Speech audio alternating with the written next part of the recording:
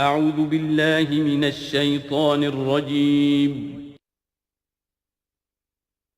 بسم اللہ الرحمن الرحیم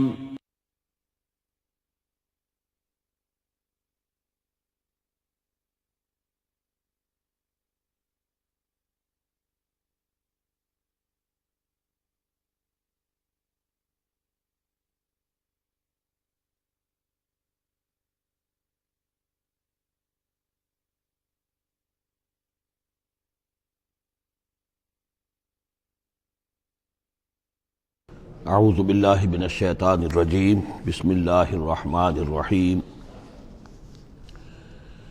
الم تروا ان اللہ سخر لکم ما فی السماوات وما فی الارض واسبغ علیکم نعمہ ظاہرۃ وباطنہ ومن الناس من یجادل فی اللہ بغیر علم ولا ہدی ولا کتاب منیر صدق اللہ العظیم۔ کیا تم نے دیکھا نہیں کہ اللہ تعالیٰ نے تمہارے لیے مسخر کر دیا ہے جو کچھ کے آسمانوں میں ہے اور جو کچھ کے زمین میں ہے؟ یعنی یہ کہ آسمان کے اندر سورج ہے، چاند ہے، یہ سب تمہاری ضرورتیں بہم پہنچانے میں لگے ہوئے ہیں۔ سورج کی تمازت ہے جس سے تمہاری فصلیں پکتی ہیں، اسی سے ہواؤں کا نظام چل رہا ہے، بارشوں کا برسنا، تو یہ سارا معلوم ہوتا ہے کہ تمہارے لیے یہ سب بستر بچھایا ہے اللہ نے اور ساری تمہاری ضرورتیں پوری کی ہیں۔ وَأَسْبَغَ عَلَيْكُمْ نِعَمَهُ، اور اس نے تم پر اپنی ساری نعمتیں مکمل کر دی ہیں، پوری کر دی ہیں۔ ظاہرۃ و باطنۃ، یہ نعمتیں ظاہری بھی ہیں، باطنی بھی ہیں، جو باہر سے نظر آتی ہیں، دکھتی ہیں، جن کو ہم استعمال کرتے ہیں۔ بہت سی نعمتیں وہ جن کا ہمیں احساس ہی نہیں ہے، ہمارے وجود کے اندر کیا کچھ اللہ تعالیٰ نے ودیعت کیا ہوا ہے اس کا ہمیں پوری طرح احساس بھی نہیں۔ وَمِنَ النَّاسِ مَن يُجَادِلُ فِي اللَّهِ بِغَيْرِ عِلْمٍ، یہ آیت آ چکی ہے سورہ حج میں۔ لوگوں میں سے کچھ ایسے بھی ہیں جو جھگڑتے ہیں اللہ کے معاملے میں، یا اللہ کے بارے میں، یا اللہ کے احکام کے بارے میں، اللہ کی آیات کے بارے میں، بغیر اس کے کہ بغیر علم کہ ان کے پاس کوئی علم ہو، ولا ہدن، نہ کوئی رہنمائی اور ہدایت ہے، ولا کتاب منیر، نہ کوئی روشن کتاب ہے۔ وَإِذَا قِيلَ لَهُمُ اتَّبِعُوا مَا أَنزَلَ اللَّهُ قَالُوا بَلْ نَتَّبِعُ مَا وَجَدْنَا عَلَيْهِ آبَاءَنَا، اور جب ان سے کہا جاتا ہے کہ پیروی کرو اس کی جو اللہ نے نازل فرمایا ہے، قرآن اتارا ہے، اس کی پیروی کرو۔ قالوا، وہ کہتے ہیں، بل نتبع ما وجدنا علیہ آباءنا، بلکہ ہم تو پیروی کریں گے اس کی کہ جس کو پر ہم نے پایا ہے اپنے آباء و اجداد کو۔ اور آج کل خاص طور پر یہ لوک ورثہ اور ہماری پرانی روایات، قومی روایات، اور ہماری جو ہیں ہر علاقے کا ایک کلچر ہے، اس کلچر کو زندہ کیا جائے، کروڑ ہر روپیہ ان چیزوں میں صرف کیا جاتا ہے۔ اولو کان الشیطان یدعوہم الی عذاب السعیر، خواہ شیطان ان کو پکار رہا اور بلا رہا ہو، یہ جو باتیں بنا رہے ہیں در حقیقت یہ شیطان کی دعوت اور اس کی تبلیغ ہے در حقیقت، جس کو انہوں نے قبول کیا ہے۔ وہ یدعوہم الی عذاب السعیر، اور وہ انہیں بلا رہا ہے اس جہنم کے عذاب کی طرف۔ وَمَن يُسْلِمْ وَجْهَهُ إِلَى اللَّهِ وَهُوَ مُحْسِنٌ، اور جس شخص نے اپنا چہرہ اللہ کے سامنے جھکا دیا، تابع فرمان کر دیا اپنے چہرے کو الی اللہ، اللہ کی جانب، وَهُوَ مُحْسِنٌ، اور وہ احسان کی روش اختیار کرے، فَقَدِ اسْتَمْسَكَ بِالْعُرْوَةِ الْوُثْقَىٰ، تو اس نے تو مضبوط تھام لیا ہے، مضبوط کنڈے کو، اس کا ہاتھ پڑ گیا ہے۔ یہ سورہ بقرہ میں بھی یہ الفاظ آئے تھے آیت الکرسی کے فوراً بعد۔ فَمَن يَكْفُرْ بِالطَّاغُوتِ وَيُؤْمِن بِاللَّهِ فَقَدِ اسْتَمْسَكَ بِالْعُرْوَةِ الْوُثْقَىٰ وَإِلَى اللَّهِ عَاقِبَةُ الْأُمُورِ، اور تمام معاملات کا انجام آخر کار اللہ ہی کے ہاتھ میں ہے، اللہ ہی تک اس کو لوٹا دیا جائے گا۔ وَمَن كَفَرَ فَلَا يَحْزُنكَ كُفْرُهُ، اور اے نبی جو کفر کر رہا ہے تو آپ اس کے کفر اور کفر کے لیے جو وہ بھاگ دوڑ کر رہا ہے اس سے آپ پریشان نہ ہو، دلگیر نہ ہو۔ الینا مرجعہم، میری طرف ان سب کو لوٹنا ہے، فننبئہم بما عملوا، ہم انہیں اچھی طرح بتا دیں گے، جتلا دیں گے جو کچھ کہ انہوں نے کیا تھا۔ ان اللہ علیم بذات الصدور، یقیناً اللہ تعالیٰ تو جو کچھ سینوں میں چھپا ہوا ہے اس سے بھی واقف ہے۔ نمتعہم قلیلا، ہم انہیں ذرا تھوڑی دیر کے لیے ساز و سامان دے رہے ہیں، دنیا کے اندر یہ مزے لے لیں، مزے لوٹ لیں۔ ثم نضطرہم الی عذاب غلیظ، پھر ہم انہیں کشاں کشاں لے آئیں گے، کھینچ کر پکڑ کر لے آئیں گے اس عذاب کی طرف جو بہت گاڑھا ہے۔ وَلَئِن سَأَلْتَهُم مَّن خَلَقَ السَّمَاوَاتِ وَالْأَرْضَ لَيَقُولُنَّ اللَّهُ، اور جب اگر آپ ان سے پوچھیں کس نے پیدا کیا آسمان اور زمین تو وہ کہیں گے اللہ نے۔ قُلِ الْحَمْدُلِلَّهِ، کہیے الحمدللہ، ساری حمد بھی پھر اسی کی ہے۔ بل اکثرہم لا یعلمون، لیکن یہ کہ ان کی اکثریت علم نہیں رکھتی۔ للہ ما فی السماوات والارض، آسمان اور زمین میں جو کچھ ہے وہ اللہ کے لیے ہے، اللہ ہی کا ہے، اللہ کی ملکیت ہے، یہ لام تملیک ہے، اللہ کی ملکیت ہے ہر وہ شے جو بھی کچھ ہے آسمانوں میں اور زمین میں۔ ان اللہ هو الغنی الحمید، یقیناً وہ غنی ہے، اسے کوئی احتیاج نہیں، اور حمید ہے، بڑی خوبیوں والا ہے، اپنی ذات میں ستودہ صفات ہے۔ وَلَوْ أَنَّ مَا فِي الْأَرْضِ مِنْ شَجَرَةٍ أَقْلَامٌ، اور اگر جتنے بھی زمین میں درخت ہیں وہ قلم بن جائیں، والبحر، اور سمندر جو ہے وہ سیاہی بن جائے، جیسے میں یہ مضمون سورہ کہف میں بھی آ چکا ہے۔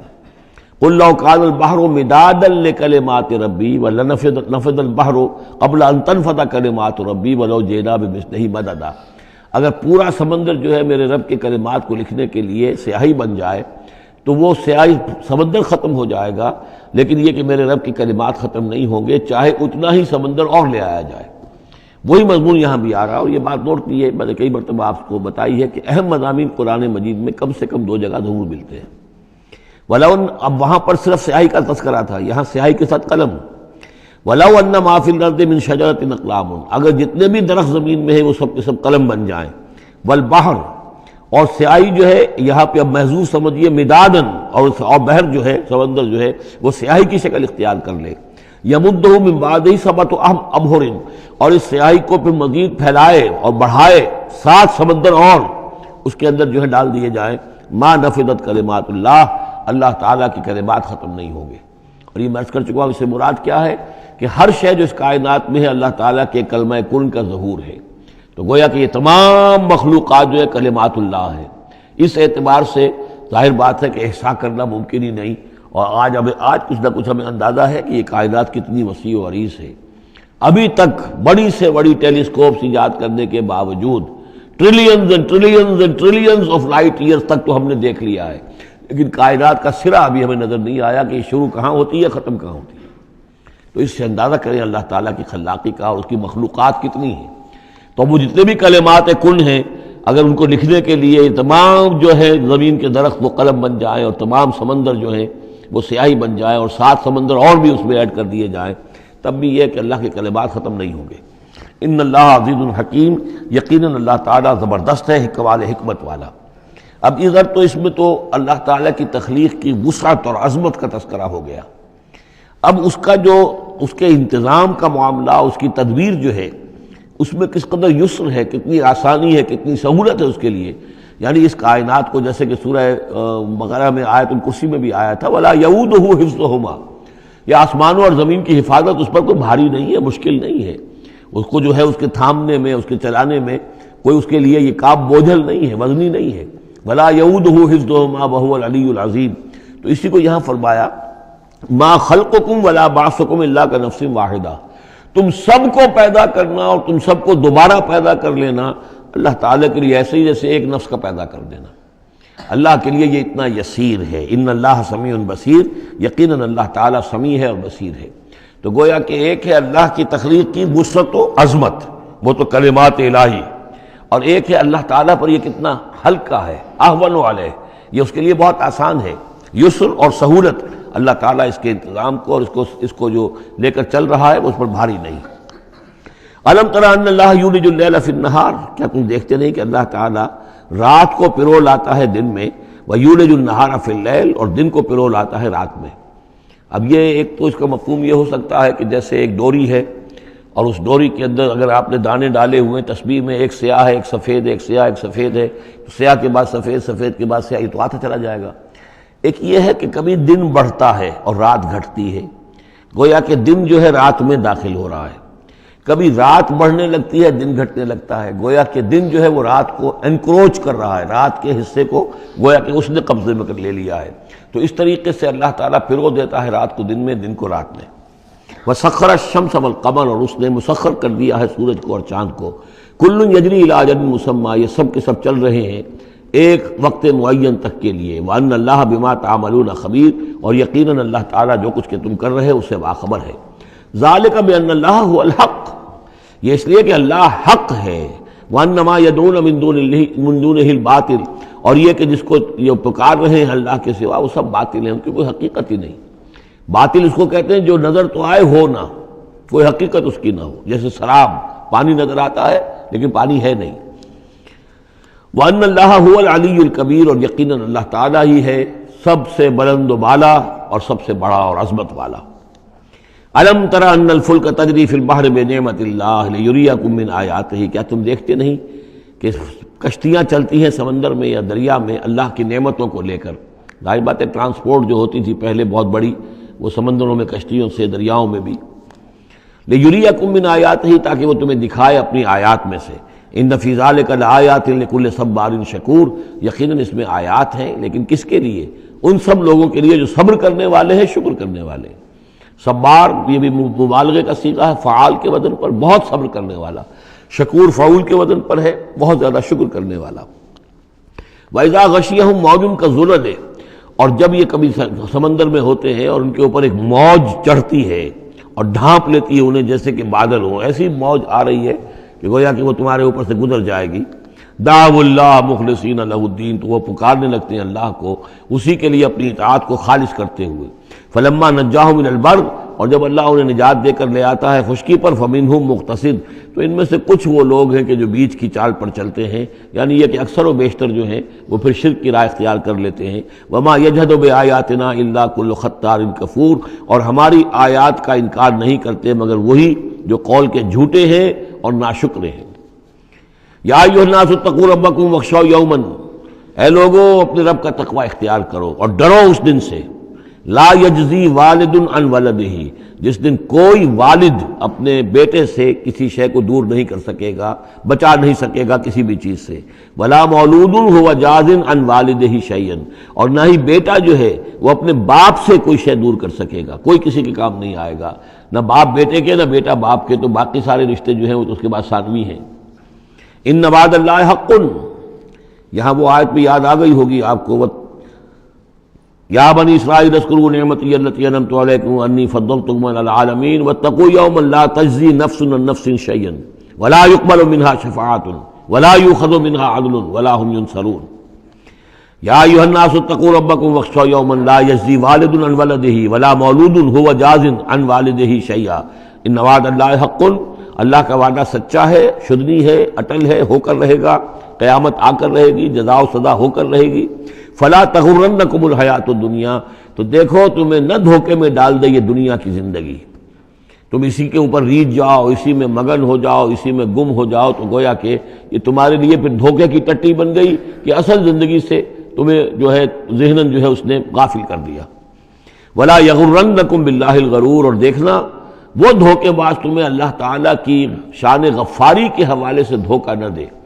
یہ شیطان آ کر یہ بھی کہتا ہے کہ اللہ تو بڑا غفار ہے، تم نے کیا کیا، کچھ چھوٹے سے گناہ تھوڑے سے کیے، اللہ کی مغفرت تو بہت وسیع ہے، خامخواہ کاہے کو گھبراتے ہو، کاہے کو توبہ کرتے ہو۔ تو یہ جو ہے اللہ کی رحیمی، اللہ کی شان غفاری کا حوالے سے دھوکے میں دینا انسان کو۔ ولا یغرنکم باللہ الغرور ان اللہ عندہ علم الساعہ، اللہ ہی ہے کہ جس کے پاس ہے قیامت کا علم کہ قیامت کب آئے گی۔ ساعہ اور قیامہ، اس کے فرق کو ذہن میں رکھیے۔ گھڑی وہ معین گھڑی جب کہ زلزلہ ہوگا اور یہ اجرام سماویہ جو ہیں وہ ایک دوسرے سے ٹکرائیں گے اور پہاڑ جو ہیں روئی کے گالوں، یہ ساعہ ہے جس میں کہ ہلاکت ہوگی دنیا کی آخری۔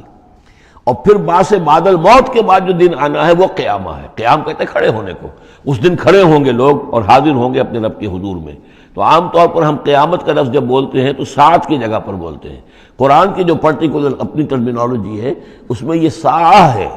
وہ گھڑی کہ جس میں ہلچل ہوگی اور یہ جو بھی کچھ ہونا ہے جس کا کہ نقشہ کھینچا گیا، القاریہ والقاریہ وما ادراک ما القاریہ، یہ ہے الساعہ۔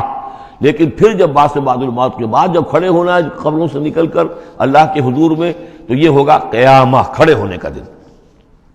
ان اللہ عندہ علم الساعہ، وہ ساعت کب آئے گی اس کا علم صرف اللہ کے پاس ہے۔ وینزل الغیث، وہی بارش برساتا ہے۔ ویعلم ما فی الارحام، وہ جانتا ہے جو کچھ کے رحموں میں ہے، ماں کے پیٹ میں کیا ہے وہ جانتا ہے۔ وما تدری نفس،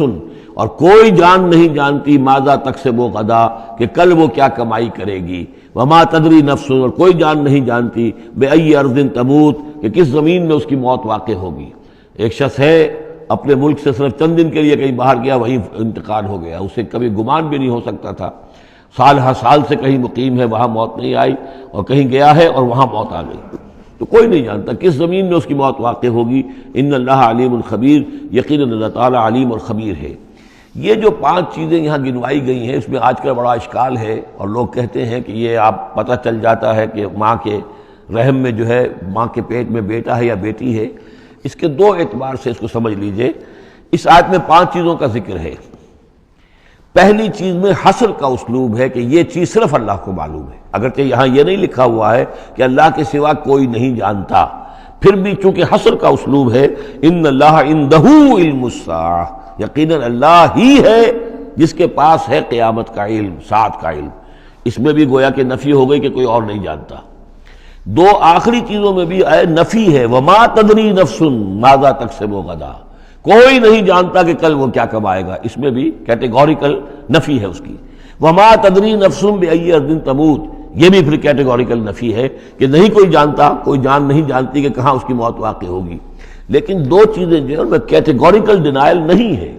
وَيُنَزِّلُ الْغَيْثَ، اللہ بارش برساتا ہے، یہ کہاں لکھا؟ نہ یہاں اس حصر کا اسلوب ہے، نہ یہ لکھا ہے کہ یہ کام جو ہے صرف اللہ کرتا ہے۔ اسی طرح یعلم ما فی الارحام، اللہ جانتا ہے جو کچھ کے رحموں میں ہے، اب یہ جو نہیں لکھا کہ کوئی اور نہیں جانتا۔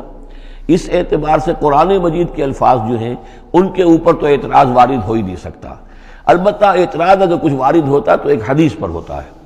حدیث میں یہ آیا ہے کہ حضرت جبرائیل نے جب پوچھا تھا کہ مجھے قیامت کے بارے میں بتائیے، تو اس میں سے ایک روایت میں یہ الفاظ آئے ہیں کہ فی 5 لا یعلمہن الا اللہ، یہ قیامت کا علم جو ہے یہ تو ان 5 چیزوں میں سے ہے جنہیں اللہ کے سوا کوئی نہیں جانتا، اور وہاں حضور نے یہ ساری چیزیں گنوائی ہیں۔ اس کا جو ہے جواب وہ یہ ہے کہ رحم میں کیا ہے اس کا صرف ایک پہلو ہمیں معلوم ہوا ہے کہ وہ بیٹا یا بیٹی ہے، باقی جو کچھ ہے اس کے نہ معلوم کتنے پہلو ہیں، کتنا ذہین ہے، کس قدر فطین ہے، اس کے اندر کیا اوصاف ہیں، اس میں کیا صلاحیتیں ہیں، شقی ہے یا سعید ہے، نیکوکار ہوگا بدکار ہوگا، کیا پتہ ہے، یا ہوگا یا ہوگی۔ تو اس سے یہ کہ اس کی جو حدیث کا بھی معاملہ ہے اس کی بھی جو ہے اس کی توضیح موجود ہے، اس پہ کسی گھبرانے کی ضرورت نہیں ہے۔ ان اللہ علیم الخبیر، یقیناً اللہ تعالی علیم اور خبیر ہے۔ سورۃ السجدہ، اب یہ سورہ مبارکہ آئی ہے، یہ 3 رکوعوں پر مشتمل ہے، اور اس میں بڑا ردم بہت تیز ہے، اور یہ ذہن میں رکھیے گا کہ یہ حضور کی بہت محبوب صورتوں میں سے ایک صورت ہے، اس لیے کہ آپ کا یہ رواج، آپ کا یہ معمول تھا کہ آپ جمعے کے روز صبح فجر کی پہلی رکعت میں اس سورہ سجدہ کی تلاوت فرمایا کرتے تھے۔ تو جن صورتوں کے ساتھ حضور کو خاص طور پر کوئی تعلق خاطر تھا اضافی طور پر، تو اس کا ہمیں اسی سے اندازہ ہوتا ہے کہ نمازوں میں آپ جو زیادہ پڑھتے تھے، تو فجر کی نماز جمعے کے دن اس میں بالعموم آپ کا یہ معمول تھا کہ یہ سورہ سجدہ جو ہے پوری 3 رکوع پوری جو ہے وہ پہلی رکعت میں پڑھتے تھے، اور دوسری رکعت کے اندر سورۃ الدہر، یا پھر یہ کہ کبھی کبھی ایسا ہوتا تھا کہ پہلی صورت میں سورہ جمعہ اور دوسری میں سورہ منافقون، وہ 2 رکوعوں کی صورتیں ہیں، لیکن یہ جو ہے یہ صورت خاصی طویل ہے۔ الف لام میم تنزیل الکتاب لا ریب فیہ من رب العالمین، اس کتاب کا اتارا جانا ہے کہ جس میں کوئی شک نہیں، کوئی فریب نہیں، رب العالمین کی طرف سے ہے۔ ام یقولون افترا، کیا یہ کہتے ہیں کہ یہ محمد نے خود گھڑ لی ہے صلی اللہ علیہ وسلم، خود لکھ لی ہے؟ بل هو الحق من ربک، نہیں، یہ الحق ہے تیرے رب کی طرف سے۔ لتنذر قوما ما اتاہم من نذیر، تاکہ خبردار کر دیں آپ اے نبی اس قوم کو کہ جس کے پاس کوئی نبی پہلے نہیں آیا، کوئی خبردار کرنے والا نہیں آیا۔ حضرت اسماعیل سے لے کر اور حضرت محمد تک بڑے طویل عرصے تک کوئی نبی اس نسل میں نہیں آیا، اس قوم میں نہیں آیا۔ لعلہم یہتدون، آپ خبردار کریں انہیں شاید تاکہ وہ ہدایت پائیں، شاید کہ وہ ہدایت پائیں، تاکہ وہ ہدایت پائیں۔ اللہ الذی خلق السماوات والارض وما بینہما فی 6 ایام، اللہ وہ ہے کہ جس نے پیدا کیا آسمانوں کو اور زمین کو اور جو کچھ ان دونوں کے مابین ہے 6 دنوں میں۔ ثم استوى علی العرش، پھر وہ متمکن ہو گیا تخت حکومت پر، تخت پر۔ ما لکم من دونہ من ولی، نہیں ہے تمہارے لیے اس کے مقابلے میں من ولی ولا شفیع، یہاں دون کا لفظ جو ہے مقابلے میں، اس کے خلاف، یعنی جب کہ وہ پکڑے تمہیں سزا دینا چاہے تو اس کے اس فیصلے کے کوئی آڑے نہیں آ سکتا، نہ کوئی ولی اور نہ کوئی شفیع۔ افلا تتذکرون، تو کیا تم تذکر نہیں کرتے، سمجھتے نہیں ہو، عقل سے کام نہیں لیتے۔ یدبر الامر من السماء الى الارض، وہ تدبیر کرتا ہے امر کی آسمان سے زمین کی طرف۔ ظاہر بات ہے کہ اللہ تعالیٰ کے جو فیصلے ہوتے ہیں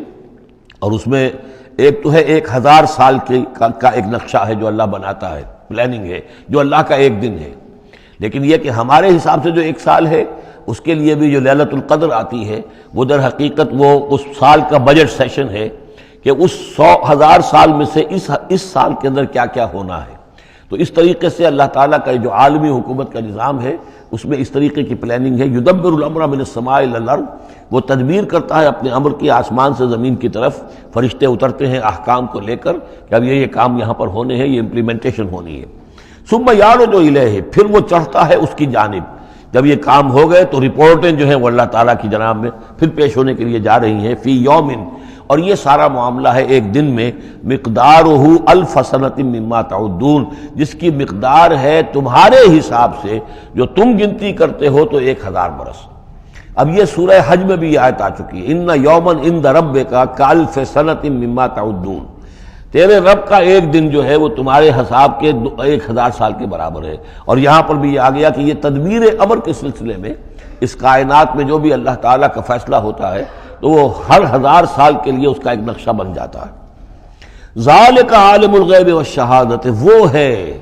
وہ ہستی ہے جاننے والی ہر چھپی چیز کی اور ہر سامنے کی چیز کی. العزیز، جو زبردست ہے، الرحیم، رحم فرمانے والی ہے.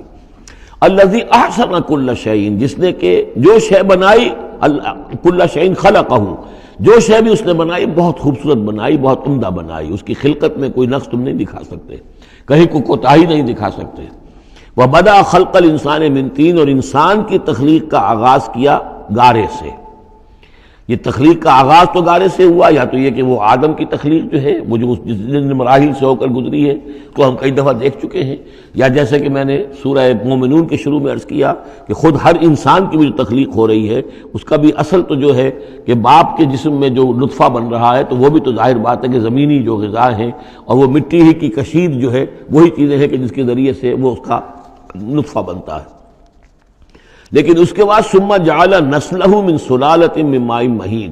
پھر یہ جو نسل چلی ہے آدم کی علیہ الصلوۃ والسلام، اب یہ چلی ہے اس بے قدر پانی کی کہ نچڑا ہوا پانی جو ہے سلالۃ من ماء مہین، اس سے اب یہ نسل آگے چل رہی ہے. پہلا مرحلہ آدم کا مٹی سے آدم تک، اب آدم سے آگے جو تناسل کا معاملہ چل رہا ہے نوع انسانی کا، ریپروڈکشن جس نظام سے ہو رہی ہے اس کا یہ نسل جو ہے اس میں یہ ذریعہ بن رہا ہے.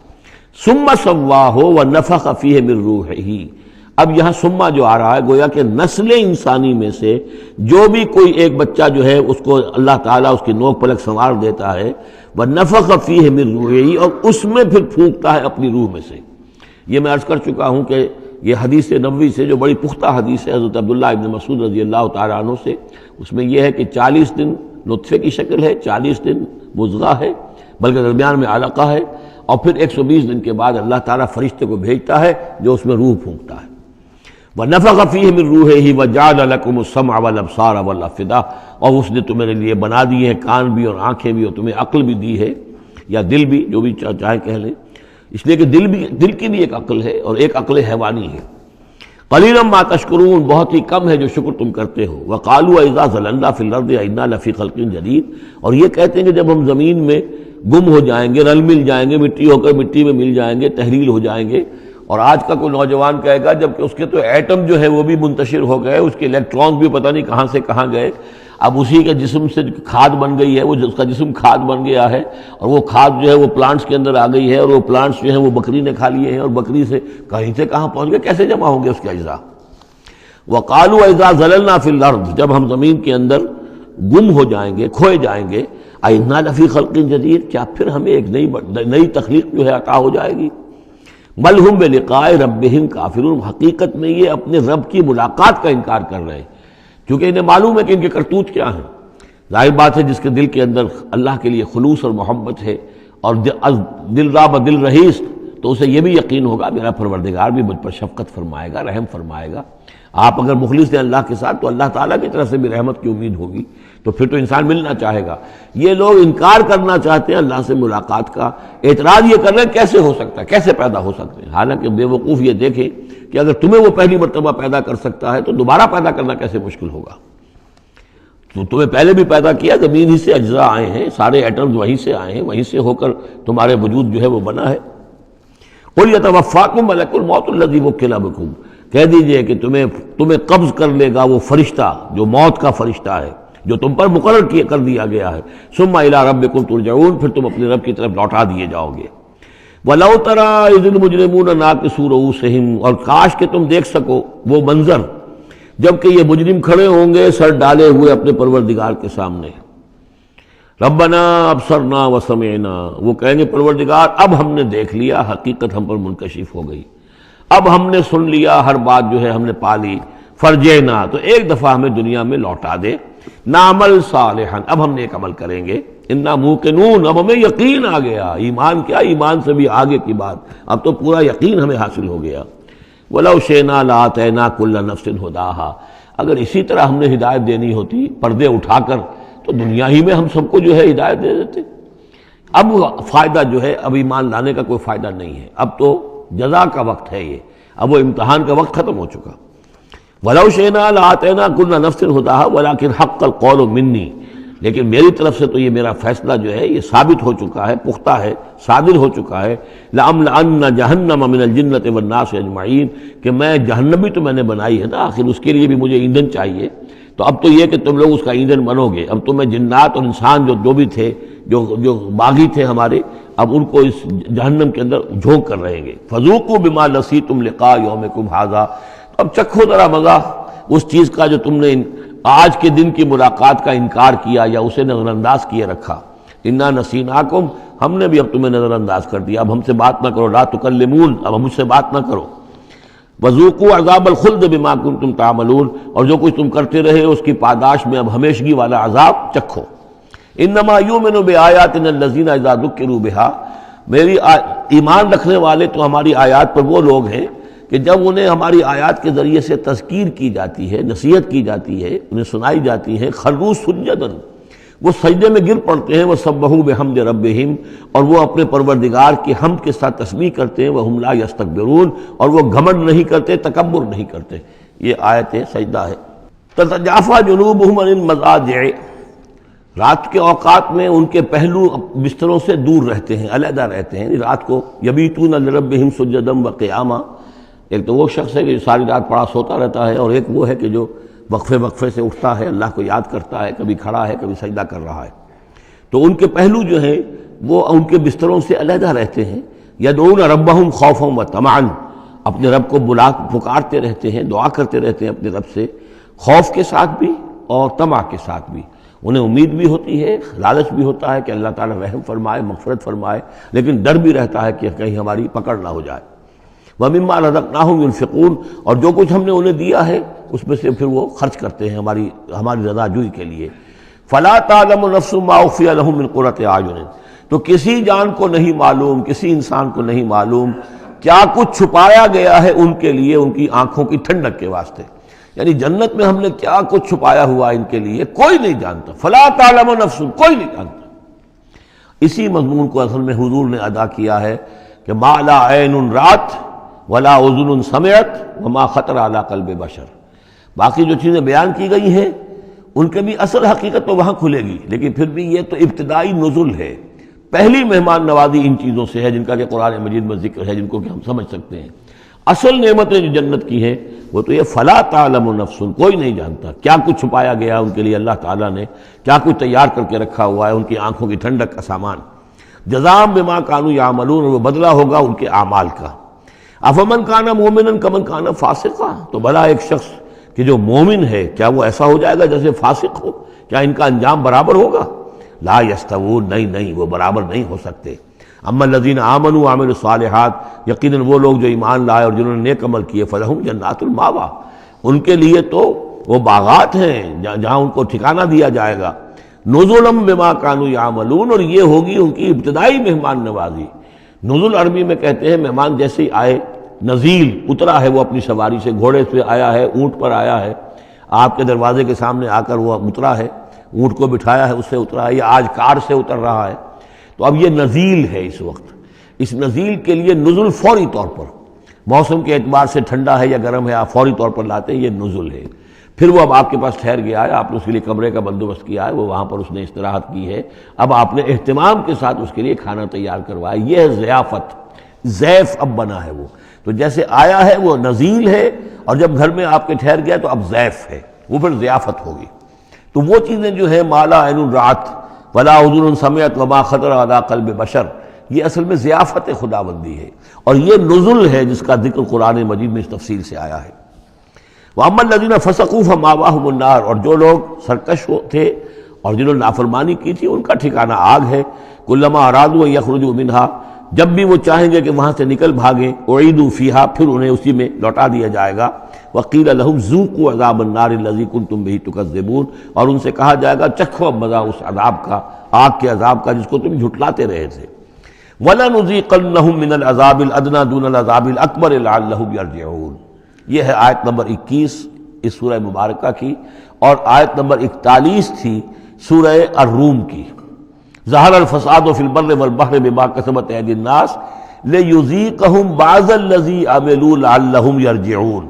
ہم لوگوں کے کرتوتوں کے کچھ اعمال کی سزا دنیا میں دے دیتے ہیں، شاید کہ یہ جاگ جائیں، ہوش میں آ جائیں اور یہ لوٹ آئیں، پلٹ آئیں، توبہ کریں۔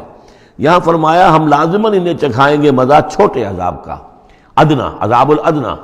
دون العذاب الاکبر، اس بڑے عذاب سے پہلے پہلے، لعلہم یرجعون، شاید کہ یہ جاگ جائیں، شاید کہ ہوش میں آ جائیں، شاید کہ لوٹ جائیں، شاید کہ توبہ کریں۔ یہ بات جو ہے آ چکی ہے کہ رسول جب بھی بھیجے جاتے تھے تو اللہ تعالیٰ کی طرف سے اس قسم کی تنبیہات کا سلسلہ آتا تھا تاکہ لوگ بیدار رہیں۔ وَمَنْ أَظْلَمُ مِمَّنْ ذُكِّرَ بِآيَاتِ رَبِّهِ ثُمَّ أَعْرَضَ عَنْهَا، اس سے بڑھ کر ظالم کون ہوگا جس کو نصیحت کی گئی اب اس کے رب کی آیات کے حوالے سے پھر بھی اس نے اعراض کیا۔ یعنی ایک تو نصیحت کوئی کر رہا ہے وہ اپنا جو فلسفہ بھگار رہا ہے یا کوئی اپنی عقل لڑا رہا ہے، اپنی منطق لڑا رہا ہے، ایک یہ کہ اللہ کی آیات کے ذریعے سے تذکیر کر رہا ہے، پھر بھی اس سے اعراض کریں۔ ثم اعرض عنہا انا من المجرمین منتقمون، ایسے مجرموں سے تو ہم انتقام لے کر رہیں گے۔ وَلَقَدْ آتَيْنَا مُوسَى الْكِتَابَ فَلَا تَكُنْ فِي مِرْيَةٍ مِّن لِقَائِهِ، اور ہم نے موسیٰ کو کتاب دی تھی، اور یہ جملہ متردہ بیچ میں آیا ہے کہ اے نبی آپ بالکل شک میں نہ رہیے اس کی ملنے سے یا اس کی ملاقات کے۔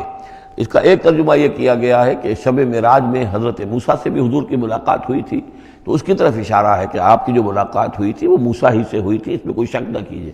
لیکن زیادہ جو قرین قیاس ہے اور جو سیاق و سباق کے ساتھ مناسبت رکھتا ہے وہ یہ ہے، تو اے نبی آپ بالکل کوئی شک نہ رکھیں اس بات میں کہ جو کتاب موسیٰ کو دی گئی تھی وہ واقعتاً اللہ کی طرف سے تھی، کتاب کا ملنا اللہ کی طرف سے تھا، اور اس قرآن کا ملنا جو آپ کو ملی ہے یہ بھی اللہ کی طرف سے ہے۔ اور حضور سے خطاب کرتے ہوئے بھی در حقیقت یہاں پر روح سخن جو ہے وہ لوگوں سے ہے کہ تم کوئی شک نہ کرو کہ تورات اللہ نے ہی دی تھی حضرت موسیٰ کو، اور قرآن اللہ ہی نے دیا ہے محمد کو صلی اللہ علیہ وسلم۔ وَجَعَلْنَاهُ هُدًى لِّبَنِي اسرائیل، اور اس کو ہم نے ٹھہرایا تھا،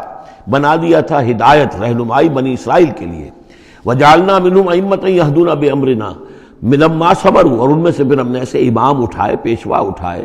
رہنما اٹھائے کہ جو لوگوں کو ہمارے حکم سے وہ ہدایت کرتے تھے، رہنمائی کرتے تھے، تورات کی تعلیم کرتے تھے، تورات کو سمجھاتے تھے، نیکی کا حکم دیتے تھے، امر بالمعروف نہی منکر کرتے تھے، لما صبروا، لیکن یہ کام وہ کر سکتے تھے جب خود صبر کی روش اختیار کر لیں۔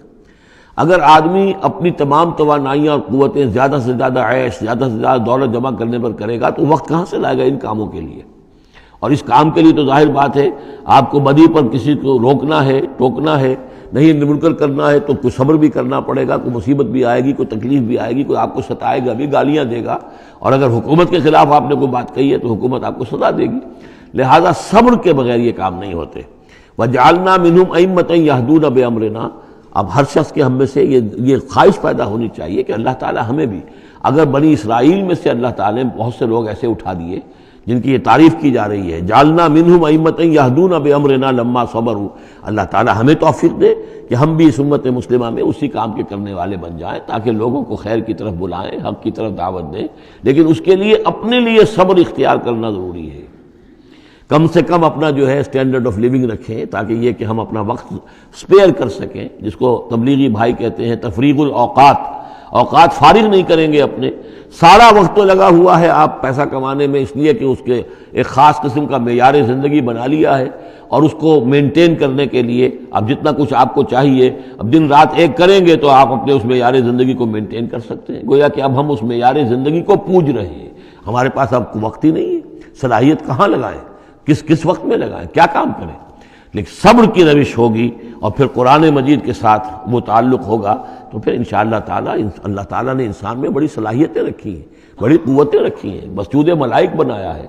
اللہ کے کریشن کا کلائمیکس ہے یہ، تو اللہ تعالیٰ کی یوں سمجھیے کہ تخلیق کا نقطہ عروج ہے، تو اس کے اندر صلاحیتیں ہیں۔ آدمی ارادہ کر لے، ہمت کرے، فیصلہ کر لے تو پھر یہ کہ اللہ تعالیٰ جو ہے اس کے لیے راستے کھول دیتا ہے۔ وَجَعَلْنَا مِنْهُمْ أَئِمَّةً يَهْدُونَ بِأَمْرِنَا لَمَّا صَبَرُوا وَكَانُوا بِآيَاتِنَا يُوقِنُونَ، ایک تو یہ کہ صبر کریں اور ہماری آیات کے اوپر پورا یقین ہو۔ إِنَّ رَبَّكَ هُوَ يَفْصِلُ بَيْنَهُمْ يَوْمَ الْقِيَامَةِ فِيمَا كَانُوا فِيهِ يَخْتَلِفُونَ، یقیناً آپ کا رب فیصلہ کرے گا ان کے مابین قیامت کے دن ان تمام چیزوں میں جن میں یہ اختلاف کر رہے تھے۔ اولم یہد لہم کما اہلکنا من قبلہم من القرون یمشون فی مساکنہم، کیا ان کے لیے یہ بات کافی نہیں ہوئی ان کی رہنمائی کے لیے، ان کو سبق دکھانے کے لیے کہ ان سے پہلے ہم نے کتنی ہی بستیوں کو اور کتنی ہی نسلوں کو جو ہے ہلاک کیا ہے، کہ وہ جو پھرتے تھے اپنی انہی مساکن میں، اپنے شہروں میں، اور ایک مفہوم یہ کہ جن میں اب یہ پھر رہے ہیں، یہ جاتے ہیں اور سمود کی بستیوں کے پاس سے گزرتے ہیں۔ خبر آئی ہے کہ کوئی برطانوی سیاست جو ہے وہ محققین، انہوں نے وہ ڈیڈ سی میں اس کے ساحل کے ساتھ ہی اور پانی کے نیچے وہ آثار موجود ہیں اس شہر کے کہ جس کی طرف حضرت لوط علیہ السلام کو بھیجا گیا تھا۔ تو خبر میں یہ ہے کہ قرآن اور تورات کی جو بات ہے اس کی تصدیق ہو گئی ہے، لیکن وہ بستی جو ہے میرا میرا گمان یہی تھا کہ وہ جو ہے اصل میں سمندر کے اندر آ چکی ہے، اور شاید اسی لیے ڈیڈ سی اس کا نام ہو کہ پورے شہر جو ہیں بڑے ہوئے وہ اس کے اندر دھنس گئے ہیں، اور گویا کہ سب کے سب اسی کے اندر جو ہے ان کی قبر بن گئی ہے، وہ پانی کی قبر کے اندر وہ دفن ہوئے ہیں۔ بہرحال یہ تمام چیزیں جو ہے تم پھرتے ہو، آتے ہو، جاتے ہو، انہی لوگوں کے مساکن کے اندر تم پھر رہے ہو۔ ان فی ذلک لآیات فلا یسمعون، اس میں یقیناً نشانیاں ہیں تو کیا تم عقل سے کام نہیں لیتے، سنتے نہیں ہو؟ اولم یروا انا نسوق الماء الی الارض الجرز، کیا انہوں نے دیکھا نہیں کہ ہم پانی کو ہانک کر لے جاتے ہیں ایک ایسی زمین کی طرف جو چٹیل پڑی ہے، بے آب و گیا ہے، فنخرج به زرعا تاکل منه انعامهم وانفسهم، پھر ہم اس کے ذریعے سے اس پانی میں کھیتی اگا دیتے ہیں کہ جس میں سے کھاتے ہیں ان کے مویشی بھی اور خود یہ بھی۔ افلا یبصرون، تو کیا یہ دیکھتے نہیں ہیں؟ وَيَقُولُونَ مَتَىٰ هَٰذَا الْفَتْحُ إِن كُنتُمْ صَادِقِينَ، اور وہ یہ کہتے ہیں کب ہوگا یہ فیصلہ، اگر تم سچے ہو تو بتاؤ اے مسلمانوں، یہ قیامت یا عذاب یہ کب آئے گا؟ قُلْ يَوْمَ الْفَتْحِ لَا يَنفَعُ الَّذِينَ كَفَرُوا إِيمَانُهُمْ، کہہ دیجئے وہ جو فیصلے کا دن ہوگا پھر اس دن کافروں کا ایمان لانا ان کے لیے ہرگز مفید نہیں ہوگا۔ ایمان لانا غیب میں اب، جبکہ وہ حقائق جو ہیں وہ غیب کے پردے میں چھپے ہوئے ہیں، تب وہ مفید ہے، لیکن جب فیصلہ ہو جائے گا اور جب تمام حقائق جو ہیں وہ نگاہوں کے سامنے آ جائیں گے، یوم الفتح لا ينفع الذین کفروا ایمانہم ولا هم ينظرون، اور پھر انہیں کوئی مہلت نہیں ملے گی کہ اب وہ کوئی توبہ کر لیں یا کوئی اپنی اصلاح کر لیں۔ فاعرض عنہم، تو اے نبی آپ ان سے اعراض فرمائیے، ان سے درگزر کیجئے، ان کی باتوں پر زیادہ نہ جائیے۔ منتظر انہم منتظرون، آپ بھی انتظار کیجئے اور یہ بھی انتظار کر رہے ہیں۔ اب اس کے بعد آ گئی ہے سورہ احزاب، 8 سورتیں مکی اب ختم ہو گئی، سورۃ الفرقان، سورۃ الشعراء، سورۃ النمل، سورۃ القصص، پھر سورۃ العنکبوت، سورۃ الروم، سورۃ لقمان اور سورۃ السجدہ۔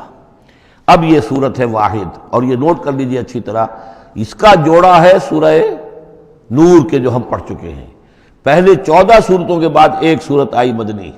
سورہ نور، اب 8 مکی صورتوں کے بعد ایک سورت آئی ہے، یہ سورہ احزاب، اور اتنی گہری مناسبت ان کے مضامین میں، معاشرتی احکام، زمانہ نزول کے اعتبار سے یہ 1 سال پہلے نازل ہوئی ہے سورہ نور سے، یہ سن 5 زمانہ نزول ہے، وہ سن 6 زمانہ نزول ہے۔ چنانچہ جو معاشرتی احکام آئے ہیں ان میں بھی آپ کو یہ ترتیب ملے گی کہ پردے کے ابتدائی احکام اس صورت میں آئے ہیں، اور پردے کے ابتدائی احکام سے مراد کیا ہے؟ گھر سے باہر نکلتے ہوئے عورت کو کیا کرنا ہے، مسلمان عورت کو کیا کرنا ہے، گھر سے باہر کا پردہ کیا ہے۔ لیکن گھر کے اندر جو پردہ ہے، سطر ہے اس کا ذکر جو ہے وہ یہ سورہ نور کے اندر تھا جو ہم پڑھ چکے ہیں۔ اس کے محرم کون کون ہیں، گھر میں کون آ سکتا ہے، باقی سب جو ہے نامحرم۔ وہ گھروں میں ہمارا جو نظام بنا تھا کہ بیٹھک باہر ہوتی تھی، جو بھی مہمان آیا ہے، کوئی آیا باہر ٹھہرے گا، اندر نہیں جائے گا۔ باہر کا ایک مردانہ حصہ ہے مکان کا، پھر وہ ایک ڈیوڑی ہوتی تھی، ڈیوڑی میں سے اندر پھر زنانہ ہے، خواتین آئیں گی تو اندر جائیں گی، باقی مرد جو ہے وہ باہر ٹھہریں گے، اندر نہیں جائیں گے۔ ہمارے یہاں کی وہ مکس جو ہے وہ معاشرت نہیں تھی، مخلوط معاشرت نہیں تھی۔ تو اس میں یہ ہے کہ جو نامحرم ہے وہ وہاں رہیں گے، باہر بیٹھک میں بیٹھیں گے، اور جو محرم ہے وہ اندر جا سکتا ہے۔ اس جو گھر کی خاتون ہے، خاتون خانہ ہے، اس کا بھائی ہے، اس کا بھتیجا ہے، اس کا بھانجا ہے، اس کے والد ہیں، اس کا چچا ہے، وہ ہے، ٹھیک ہے، وہ محرم ہے، وہ گھر کے اندر جا سکتے ہیں۔ یہ سارے احکام اس میں دیے گئے۔ سورہ نور کا اور سورہ احزاب کا ایک فرق یہ ہے کہ سورہ احزاب میں اگرچہ جنگ کے معاملے میں کچھ تذکرہ تو ہے، لیکن کسی جنگ کا وہاں پر ذکر موجود نہیں ہے۔ خلافت قائم کرنے کا معاملہ ہے، وہ آیا ہے کہ خلافت اب قائم ہوگی، لیکن خلافت کے قیام کے لیے جو اصل ٹرننگ پوائنٹ تھا وہ جنگ احزاب تھی، غزوہ احزاب، اس کا ذکر جو ہے وہ سورہ احزاب میں ہے۔ تو اس طریقے سے یہ دونوں صورتیں باہم بہت ہی ایک دوسرے سے مشابہ ہیں، اور جیسا کہ میں نے عرض کیا تھا آیت نمبر 35 وہاں کی عظیم ترین آیت ہے۔ اللہ نور السماوات والارض مثل نورہ کمشکات فیہا مصباح المصباح فی زجاجہ، یہ جو آیت ہے پوری وہ عظیم ترین آیت ہے ایمان کی حقیقت پر۔ اور ٹھیک 35ویں آیت اس صورت کے اندر ہے کہ جب وہ ایمان حقیقی دل میں پیدا ہو جاتا ہے تو انسان کی شخصیت میں کیا اوصاف پیدا ہوتے ہیں۔ وہ 10 اوصاف مردوں اور عورتوں کے ذمن میں دوہرا کر آئے ہیں، وہ اس سورہ مبارکہ میں نمبر 35 آیت وہی ہے۔ اس میں ایک خاص بات نوٹ کیجئے کہ اگرچہ اس کے جو 2 رکوع ہیں، دوسرا اور تیسرا، وہ ایک ہیں اپنے مضمون میں، اور اس کے اندر غزوہ احزاب کا تذکرہ ہے۔ پہلا رکوع جو ہے وہ پھر چوتھے کے ساتھ جا کر ملے گا، جیسے کہ ہم نے دیکھا تھا سورہ توبہ کے اندر بھی کہ پہلا رکوع پھر چوتھے کے ساتھ جا کر ملتا تھا، اس کے مضامین جو ہے اس کے ساتھ ملتے تھے۔ درمیان میں جو ہے 2 رکوع آ گئے تھے کہ جو 1 سال پہلے نازل ہوئے، جو کہ یعنی فتح مکہ سے پہلے نازل ہوئے، لیکن اس کے بعد وہ جو نازل ہوئے ہیں سن 9 کے اندر، اس کے اندر جو ہے وہ پہلا رکوع کی 6 آیات اور اس کے بعد پھر چوتھا اور 5واں رکوع ہے۔ بالکل وہی آپ کو ترتیب یہاں ملے گی، اس لیے کہ قرآن کا اسلوب یہ ہے کہ خاص جو موضوع ہوتا ہے کسی صورت کا، اس سے متعلق آیات کو پہلے نکال کر رکھ دیتے ہیں۔ جیسے سورہ انفال میں بھی ہم نے دیکھا یسألونک عن الانفال قل الانفال للہ والرسول، اگرچہ وہاں پھر بات کو چھوڑ دیا گیا، پھر جا کر وہ صورت کے وسط میں مضمون آ رہا ہے۔ اس میں ایک خاص جو مضمون آیا ہے وہ یہ ہے کہ حضور صلی اللہ علیہ وسلم نے جو شادی کی حضرت زینب سے رضی اللہ تعالی عنہ، حالانکہ حضرت زینب جو ہے اس سے پہلے حضور ہی کی فرمائش پر ان کی شادی کی گئی تھی حضرت زید ابن حارثہ سے۔ زید ابن حارثہ رضی اللہ تعالیٰ عنہ حضور کے غلام تھے، اور حضور نے انہیں آزاد کر کے اپنا بیٹا بنا لیا تھا، تو محبت بہت تھی حضور کو حضرت زید ابن حارثہ سے۔ لیکن یہ ہے کہ ایک تو منہ بولا بیٹے کی کا قرآن میں نفی آ گئی کہ منہ بولے بیٹے کی کوئی حیثیت نہیں ہے، اسلام میں اس کی کوئی قانونی اور شریعت کے اندر اس کا کوئی مقام نہیں۔ بیٹا تو وہی ہے کہ جو آپ کے صلب سے ہے۔ دوسرے یہ کہ اب منہ بولے بیٹے کی بیوی جب حضرت زید نے طلاق دی تو آیا منہ بولے بیٹے کی بیوی سے کوئی شخص جو ہے وہ نکاح کر سکتا ہے؟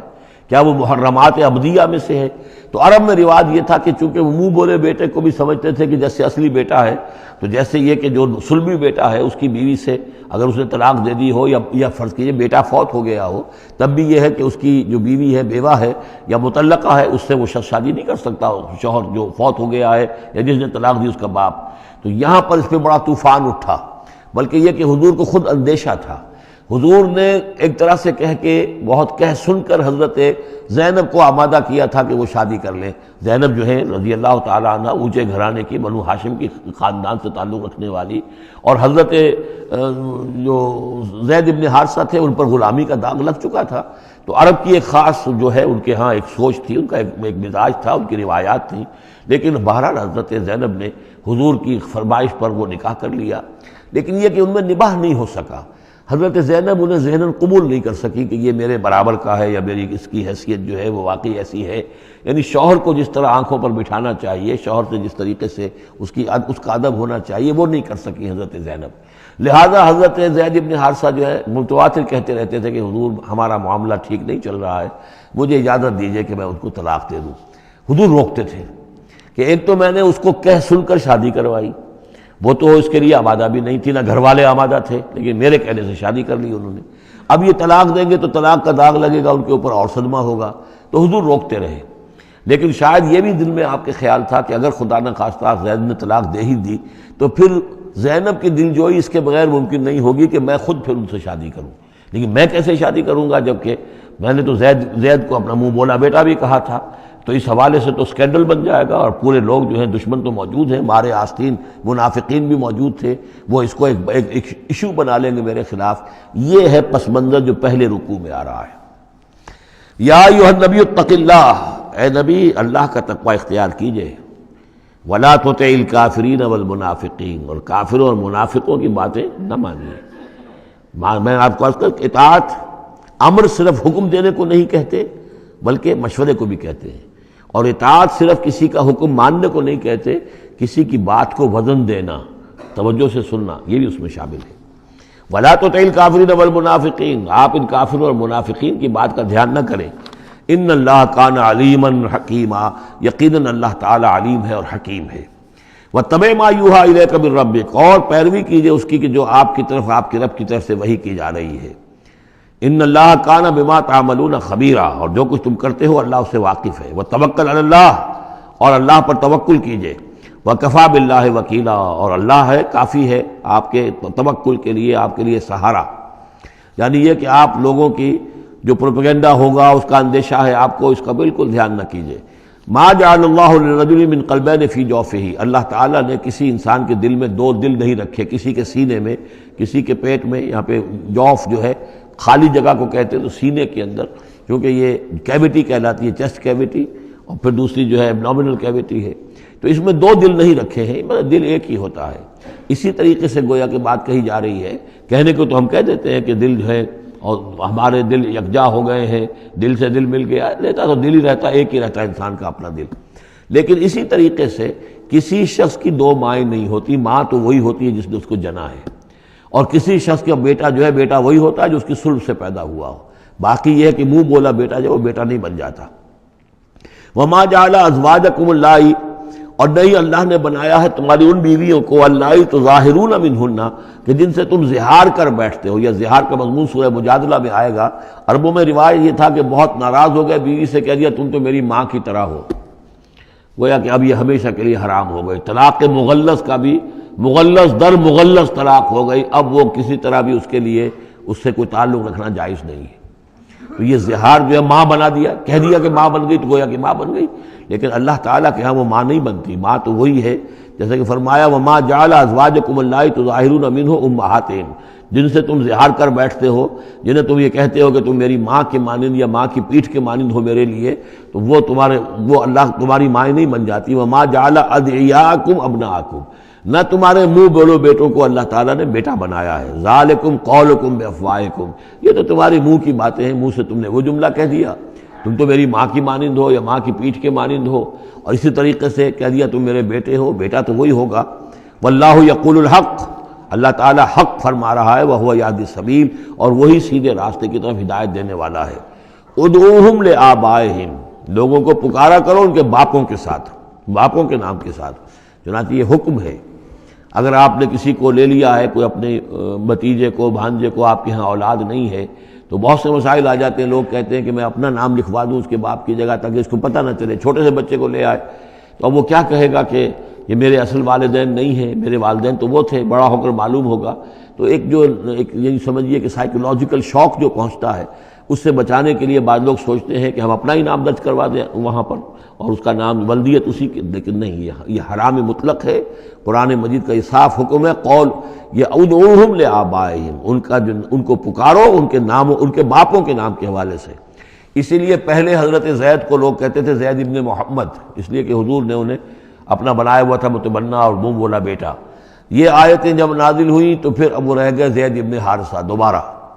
وہ زید ابن محمد اب نہیں رہے۔ ادعوہم لآبائہم هو اقسط عند اللہ، یہی زیادہ مبنی بر انصاف ہے اللہ کے نزدیک۔ فإن لم تعلموا آباءهم فإخوانكم في الدين، اور اگر تم جانتے نہیں ان کے باپ کو، کہیں کوئی بچہ جو ہے، چھوٹا سا بچہ کہیں مل گیا ہے، معلوم نہیں، نہ اس کو ہوش تھا،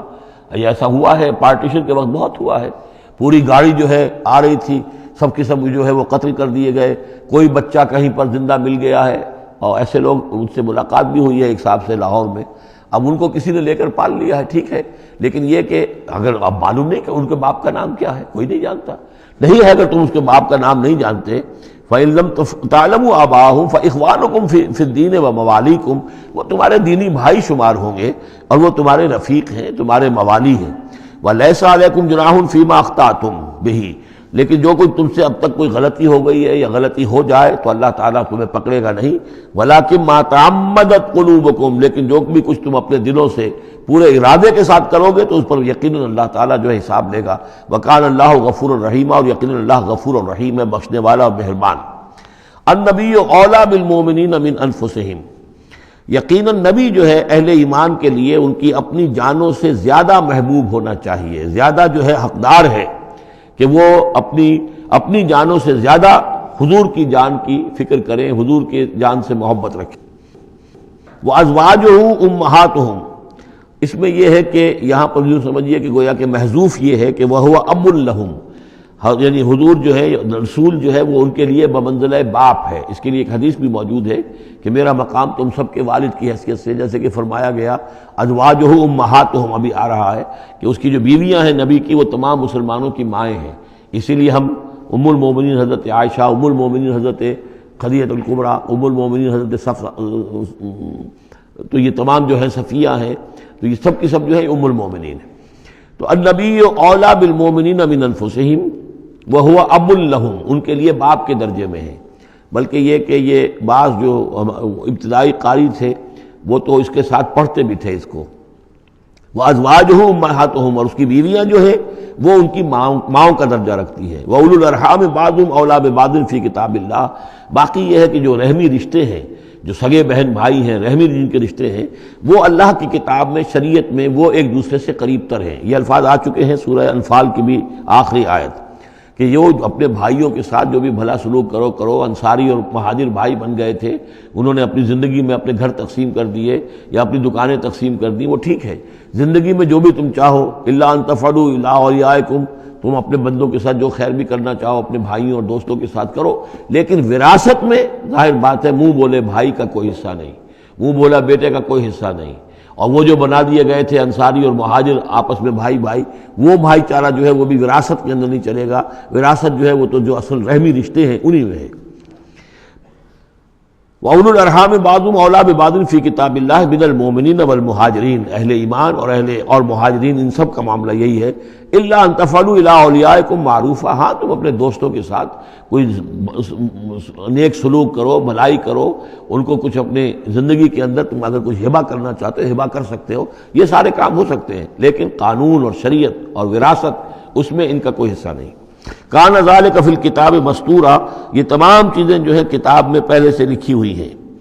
اس لیے بھی کہ یہ چیزیں جو آ چکی ہیں وہ تو یہ کہ تورات میں بھی ہوں گی، لیکن سورہ نساء میں بھی یہ باتیں آ چکی ہیں. اسی طریقے سے سورہ انفال میں بھی آ چکی ہے. وَإِذْ أَخَذْنَا مِنَ النَّبِيِّينَ مِيثَاقَهُمْ، اور ذرا یاد کرو جب کہ ہم نے لیا تھا انبیاء سے ایک میثاق. یہ آل عمران میں ہم پڑھ چکے ہیں، 81 اور 82 نمبر 81 82 آیات ہیں یہ. اس میں ہم نے میثاق لیا تھا، میثاق النبیین، ومنک ومن نوح، آپ سے بھی لیا تھا اور نوح سے بھی لیا تھا، وابراہیم وموسیٰ وعیسیٰ ابن مریم، اور ابراہیم سے اور موسیٰ سے اور عیسیٰ ابن مریم سے، واخذنا منہم میثاقا غلیظا، اور ان سب سے ہم نے بڑا گہرا قول و قرار لیا تھا، میثاق لیا تھا. یہ ذکر ہو چکا ہے سورہ آل عمران میں. اور یہاں بھی نوٹ کیجئے، اگر ہم یہ نہ مانیں